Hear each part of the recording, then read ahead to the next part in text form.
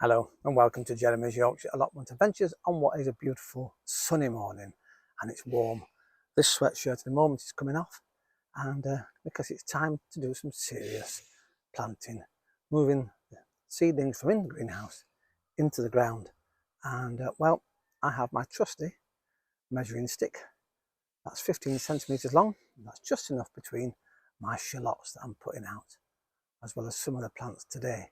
And well, sit back, relax, get yourself a cup of I'm having one. I've been digging over, tilling the soil, all the stuff you do in preparation for planting out. It's magnificent, isn't it? So, welcome to Jeremy's Yorkshire Allotment Adventures. And also welcome to some new subscribers. Cheers. You'll get used to our cuppas here on the allotment. Nice.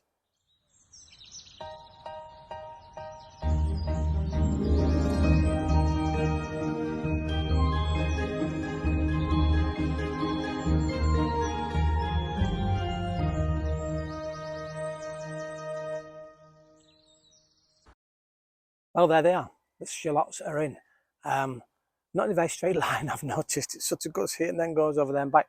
But I suddenly thought my potatoes are here, and I don't want them too close to my potatoes, because obviously I've got to mound them up every so often. I've got 20 actually. There's 17 down here, and I've dotted 3 in the borders, and there's a couple up here as well. So that'd be good, won't it, when that comes up? They're growing clumps. So you've got your shallot here, and then when it grows shallots in a clump. So you get quite a few from one little plant. So hopefully, fingers crossed, to do well. Now, I've not used this before, and I don't like having plastic on the allotment. It's my own fault. I found it and thought I'd use it. But it has got tiny holes in it, so I'm going to give it a go. It's really hard, though, to plant through it, because obviously you've got to cut it, and then you've got to make your hole, and then put your plant in. And it seems a faff, because then how do you cover your plant up afterwards? It's well, it's there, it's done. Hopefully it'll keep the weeds down a little bit, because as you can see over here, they're starting to come up under my path area and encroach actually onto where the sunflowers are. Now, interestingly, when I put the sunflowers in, I also had a few seeds left over from the wildflowers, and I put them down there. So now I don't know whether we've got weeds or seeds. It's an interesting dilemma. We've got a dot leaf here, they'll be staying, and actually just here with the lovely white flowers on is a nettle. And of course, they're very useful things. They can, as I said before, with all the herbs actually, the nettle's the same. You can use most of the nettle for making teas, herbal remedies, all those sorts of things. Also, they attract beneficial wildlife into the area to, well, help themselves have a delicious lunch. And this plant here, I thought was a comfy plant, and it's not. I've just checked with my neighbour on his allotment, and it's not. I didn't think it was actually, because the leaves aren't furry enough. They're not touchy-feely, so I'm going to dig that up. I did think it could be a vegetable, but I'm trying to think what vegetable it could be in here, because this used to be in the covered greenhouse, and all I had in here at times, we had some beetroots and turnips, and well, we did have cauliflowers, but it's not a cauliflower. It's definitely not nothing like that. And we had loads of tomatoes, of course, but it's not a tomato plant. So it's going to have to come out, because well, I'm going to try and carefully get it out, because actually it's quite attractive, and it could be sort of a flowery thing. So I could put it somewhere else on the allotment and see what happens, or even find a tub to stick it in. So yes, here we are. Now we're going to put other things in here. I'm just waiting. I've got some beetroots, fun enough, speaking of beetroots. So I might put some beetroots in, although they do enjoy being on the outside. So yes, I've earthed up my potatoes. I've got 3 lots, and well, they're coming nicely. So fingers crossed. Funny enough, and I'll go to a different section of the allotment to this. I've just been clearing my greenhouse out, because I need to start thinking now about where my loofahs can go, and my butternut squashes. And the loofahs are going to go in the glass greenhouse, the smaller glass greenhouse. Before I do that, I need to work out how I can take a pane of glass out and make it into a roof vent, because I haven't any vents on the roof. I've just been in it. It's absolutely boiling actually. One door is not good enough to get adequate ventilation. So we'll take a look at that over the next week. I might have to buy one. You can get second-hand ones. I think they're about £30 for a louvered one, and that might just fit in there nicely. So we'll have to wait and see what happens with the other greenhouse. The embankment's coming on nicely. I've just noticed, however, that because I've obviously dug it over and and in preparation for planting. I've got quite a bit of bindweed coming up. But the thing with bindweed, I've said before, say this is the surface. If you can't get it out, just pinch it off. And every time it comes up, pinch it off, because what it does is eventually it stops putting all its energies there into producing more and more shoots here, and it will die back eventually to the source. So if you do that with every single piece you've got, if you can't physically dig it out, because I can't dig some of this out now because I've got all my wildflowers. I don't know where I'm looking. I'm looking over there. The camera's there. Do I think I know nothing? Crikey me, I'm going daft. Yes, so pinch it out if you can't get it, or dig it out. Pinch it out, don't pull it, because obviously if you pull it snaps.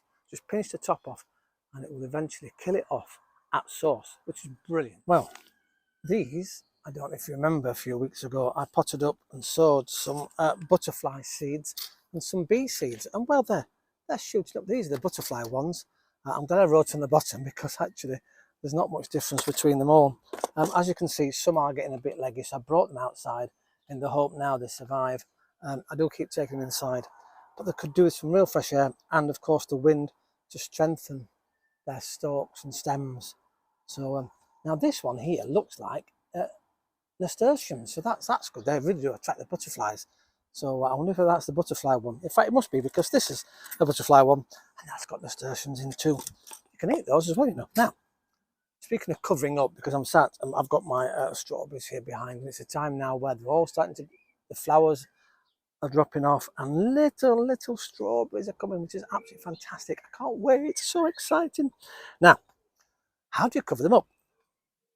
Things like this, when new, oh, excuse me, snail, dedicate that to the roof and the birds.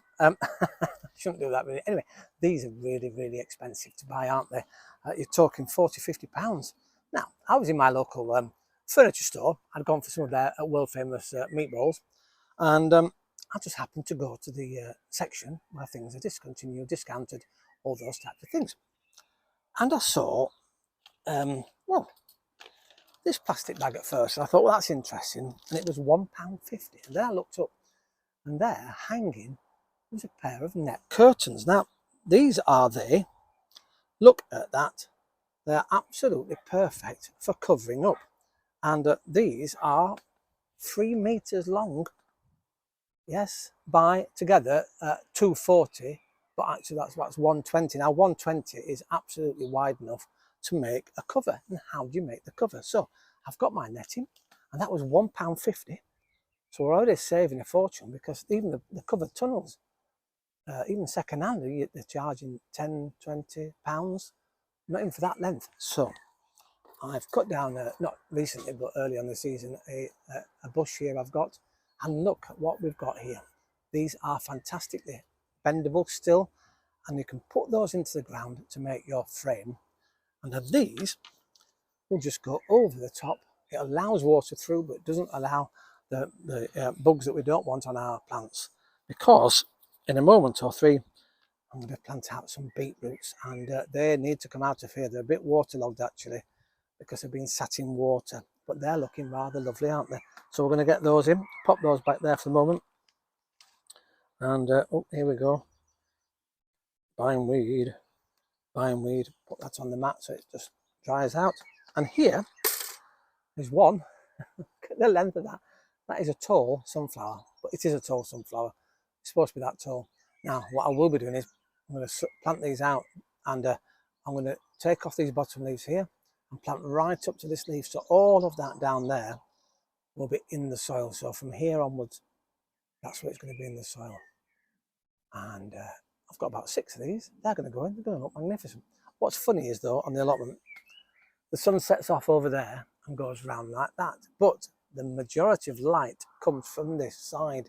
So the sunflower heads tend to grow that way, because that's where the majority of the sky is, open sky, whereas here we've got trees and actually not much. Even though we've got sunlight all day on the allotment, because it goes right round the back, the light comes from here. So this little beauty will be facing that way, so I can sit on my bench and look at the lovely sunflowers. So lots of things happening here.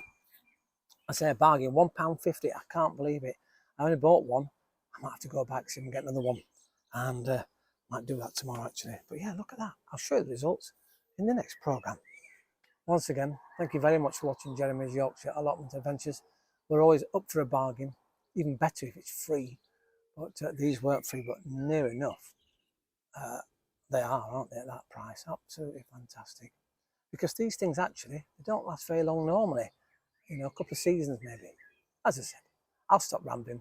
I'll let you get on. And once again, thanks for watching Jeremy's Yorkshire allotment adventures. And I'll see you here next time on the Yorkshire allotment. Ta-ra for now.